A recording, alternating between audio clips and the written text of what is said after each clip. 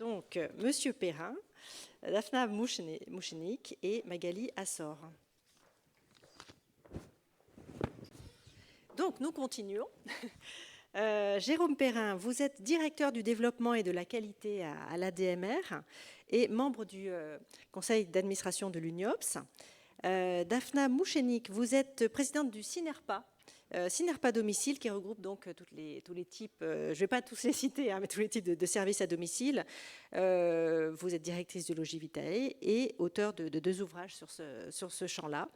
Et Magali Assor, vous êtes, là aussi les mots ont tout leur sens, chef de projet en charge de la lutte contre la maltraitance et l'animation de la réflexion éthique et l'association Les Petits Frères des Pauvres.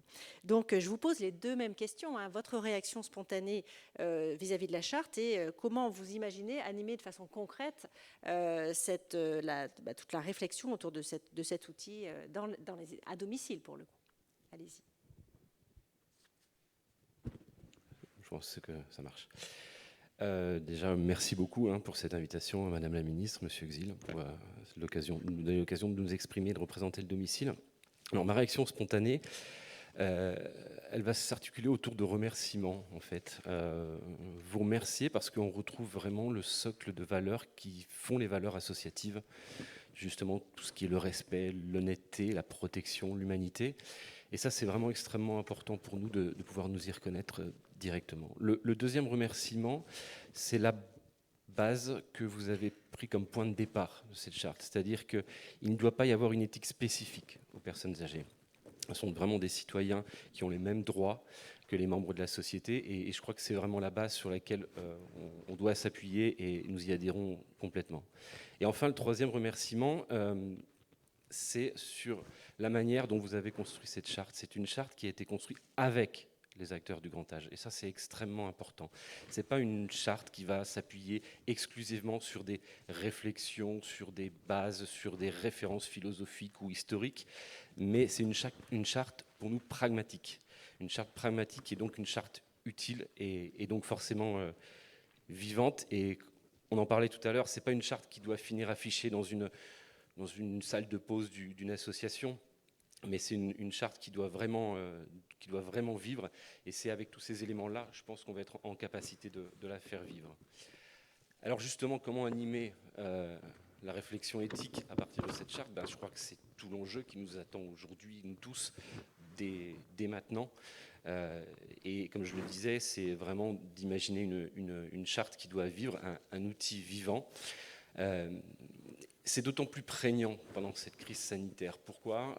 Nous avons fait une étude sur les enseignements de la crise au niveau de l'ADMR qui a été soutenue par la CNSA.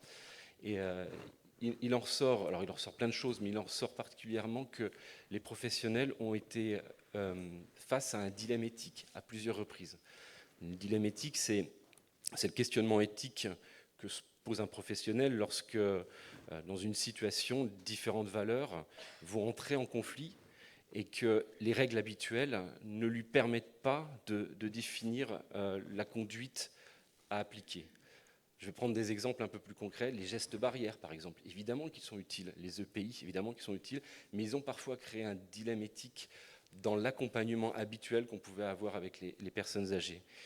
Et je crois que la préconisation que nous en avons fait, et justement, ça peut être une des réponses, en tout cas, à la question qu'on se pose aujourd'hui, c'est de créer vraiment des espaces de réflexion éthique au sein des associations, animés par des professionnels, et avec comme outil de base de réflexion, comme support, justement, cette charte. Parce qu'une charte, on n'y adhère pas juste en la signant, et d'ailleurs, je crois que la plupart des gens que vous avez interrogés s'y opposent et répondent que non, ce n'est pas juste en signant une charte qu'on y adhère, mais c'est vraiment en sensibilisant, en éduquant, en formant sur cette question de l'éthique, qu'on arrivera ensemble à avoir des espaces de réflexion avec cet outil. Et enfin, je terminerai sur la question des bénévoles, puisqu'on en parle aussi dans cette charte, et c'est important. Donc animer une réflexion éthique, elle doit se faire aussi auprès des bénévoles. Et pour ça, nous avons mis en place, mais d'autres réseaux aussi, des démarches d'animation spécifiques sur la vie associative. Et la question de l'éthique et l'outil de la charte doit vraiment être un support de réflexion, un outil de réflexion, encore une fois. On ne doit pas juste se contenter d'être des diffuseurs, je pense, mais on doit vraiment être les acteurs qui mettent en place la vie qui va attendre justement cette charte et tous les débats qu'on peut avoir sur la réflexion éthique. Merci de vos propos tout à fait concis. Daphna, je vous passe la parole. Bonjour, Madame la Ministre. Bonjour à tous. Alors, moi, ce que j'ai envie de dire concernant cette charte, c'est que c'est vraiment le cap à tenir, la direction vers laquelle il faut tendre. Elle est parfaite dans sa rédaction. Ce qui m'a rassurée et ce que j'ai particulièrement apprécié, c'est le fait d'assumer une éthique de la nuance et de la complexité, l'intégrer dans la réalité. Ça, il me semble que c'est vraiment important de rester pragmatique et de faire avec la réalité et les moyens du bord qui sont les nôtres. Parce que la réalité est loin de nous apporter tous les moyens suffisants pour aujourd'hui arriver à être dans cet idéal que nous devons pourtant un jour atteindre. Les 7 premiers points, par exemple, et je retiendrai particulièrement le 7e point, faire en sorte que chacun puisse bénéficier jusqu'au terme de son existence de la meilleure vie, de la meilleure qualité de vie.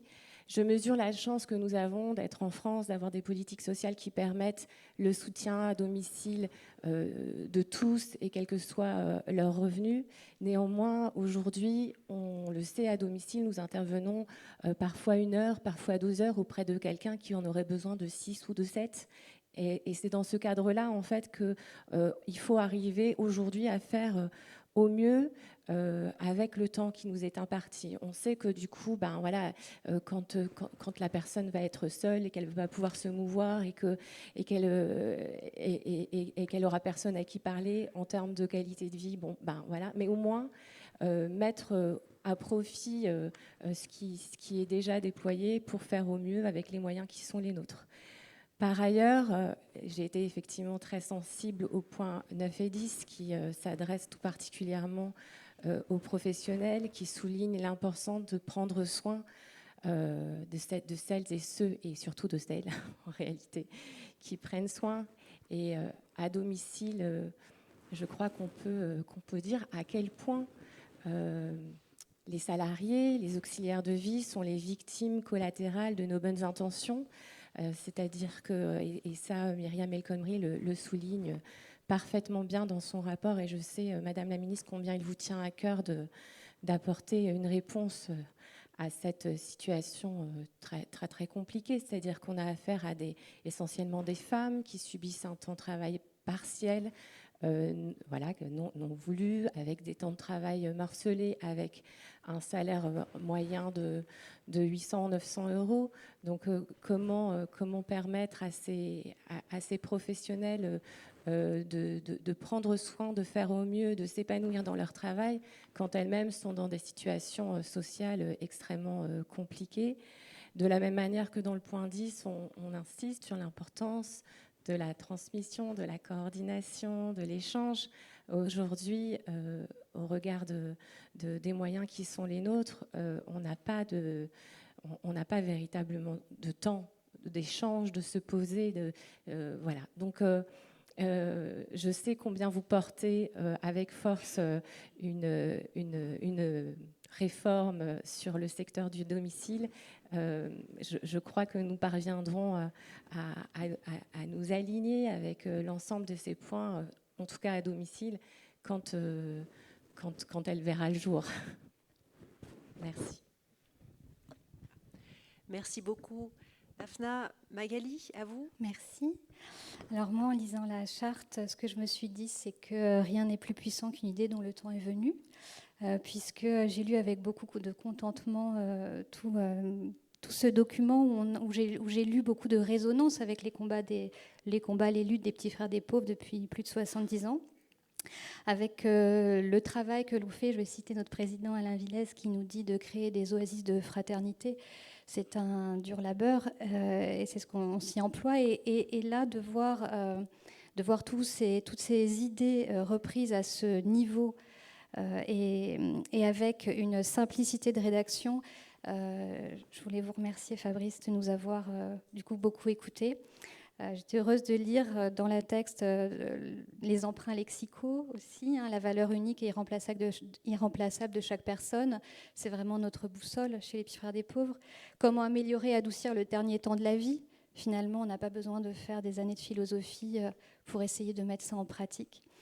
Et puis, un grand contentement de lire des idées fortes auxquelles nous croyons beaucoup. Par exemple, quand vous écrivez que considérer l'isolement et la solitude comme une souffrance de très haut niveau, c'est un grand soulagement d'entendre ça, enfin de lire cela. Également, il y a 3 points moi, qui ont beaucoup retenu mon attention. Le point 5, le droit à une vie sociale, familiale, le droit à une vie affective, à une vie intime. Le fait que vous parliez de la réassurance des liens, la réassurance des liens d'attachement, c'est des grands mots, c'est des grands concepts, mais en lisant ça, moi j'ai vu le visage de personnes derrière et des situations bien concrètes que l'on connaît. Donc merci de nous permettre de pouvoir parler de la qualité des liens affectifs. Quand on entend parfois, quand on nous a refusé l'entrée dans certains EHPAD, refusé l'entrée aux bénévoles, en nous disant que nous n'étions finalement pas personne. Pour les personnes que nous accompagnons, c'est très dur à vivre. Et donc merci de reconnaître la qualité du lien affectif. Merci de reconnaître aussi la nécessité de la récurrence du lien. En mars 2021, on a sorti une étude dans laquelle on montre que la fréquence du lien elle est bien plus importante que la durée. C'est-à-dire que si vous appelez une personne âgée 5-10 minutes par jour ou tous les 2 jours, c'est bien plus nourrissant que de parler avec elle 1 heure toutes les 3 semaines. Le point qui a beaucoup retenu mon attention et qui me réjouit, et je rejoins Daphna, c'est le point numéro 7 et qui résume tout, faire en sorte que chacun puisse bénéficier jusqu'au bout de son existence de la meilleure vie possible. Quel programme, quel enjeu philosophique, quel programme politique. Et finalement, c'est ce qu'on souhaite à tous, à nos enfants, à nous et à nous aujourd'hui, à nous demain, à nos aînés.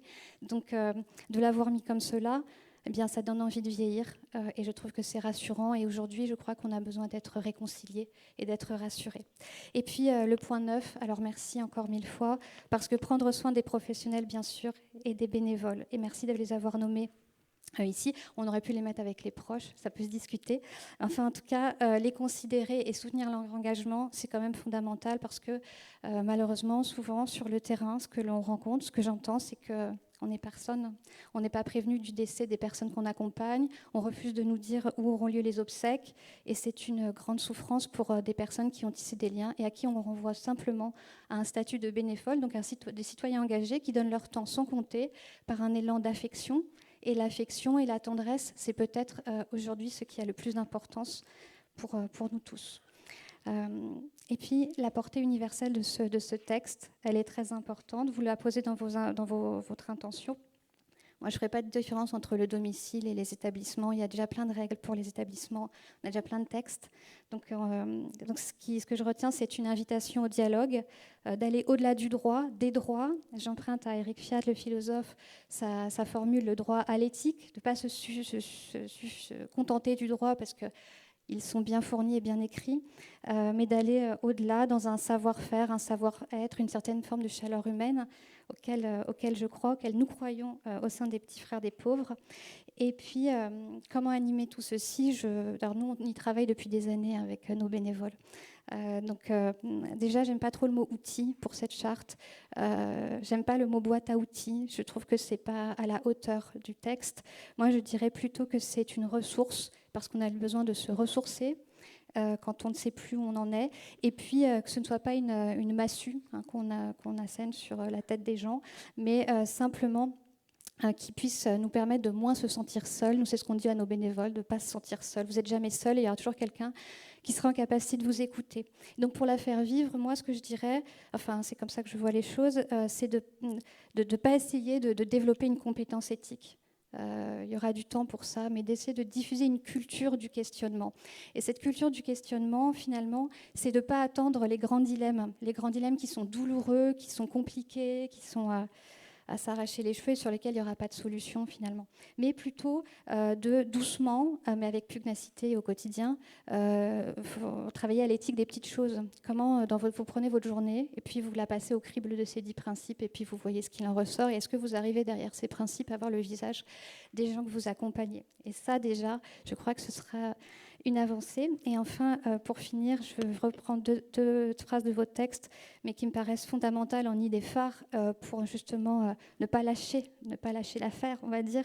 C'est reconnaître que la complexité, c'est déjà rentrer en éthique. Et puis surtout, il n'y a pas de vie minuscule. Voilà, merci.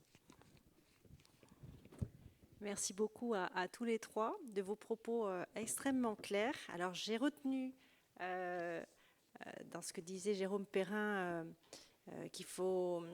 une des vertus de cette démarche, c'est d'avoir construit avec. Ça rejoint d'ailleurs ce que disait tout à l'heure Monsieur Winder.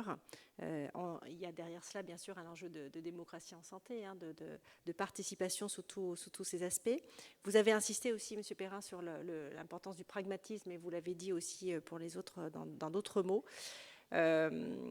Alors, moi, ce qui m'interpelle aussi, c'est que vous appuyez sur le fait que ça peut être l'occasion d'impulser des espaces de réflexion éthique au sein des associations. Il y en a beaucoup moins que dans les établissements, même s'il reste encore des choses à faire. Et forcément, même si l'éthique n'est pas normative, et c'est un juriste qui parle, il y a quand même une vertu de donner un cadre, de formaliser les choses, sans aller trop loin. Mais il faut quand même un cadre minimal. Et c'est vrai que créer des espaces de réflexion éthique, utiliser un outil ou une ressource comme cette charte, je pense que ça peut permettre, j'en suis absolument convaincue que ça peut permettre d'avancer les choses. Et dans les propos de Daphna, j'ai retenu que vous insistez sur le cap à tenir, sur le fait qu'il faut...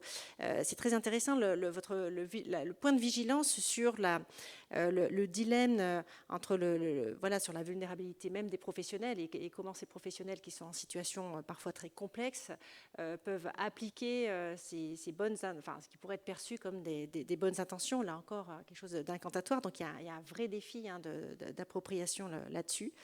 Et rendre les choses simples, ça peut peut-être aussi permettre à ces personnes d'avancer, même si leur situation est complexe. Voilà. Et puis Magali, vous insistez beaucoup sur l'éthique des petites choses, hein, les petites choses de la vie et l'importance de l'écoute.